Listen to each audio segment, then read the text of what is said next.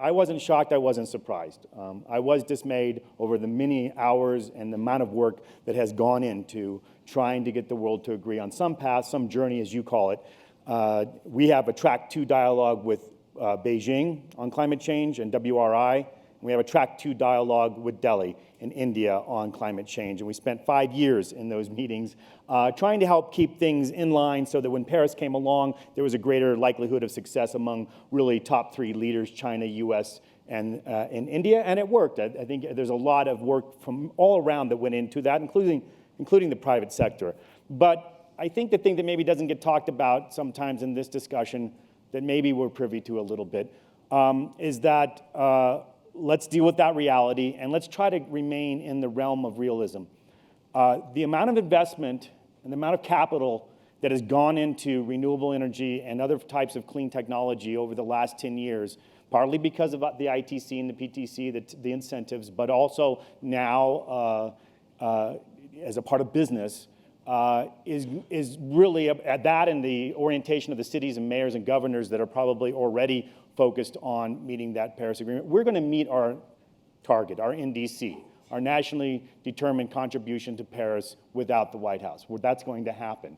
And I agree really strongly with what Bina just said here. Maybe it's a perverse consequence, but we are now going to turn a corner.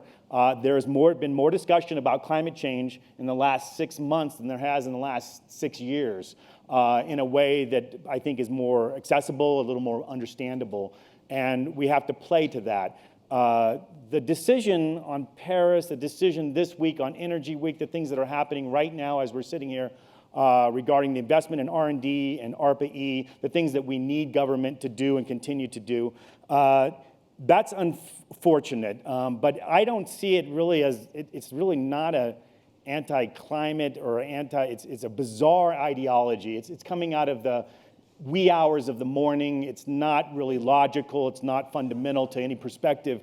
And so I think reacting and trying to understand that and make reason with it isn't going to work. There are enough people in the career parts of the government who have been working on this for a long time. There are enough people even within the administration who have to look and see how things are going to be balanced, that we're going to have to remain vigilant about the things that we have been doing and the things we have to continue to do on both the private sector economic levels, on the climate management levels. But vigilance is going to count here, and probably more than it ever has. The next 2 or 3 years is going to be very difficult and very awkward, and I think somewhat embarrassing.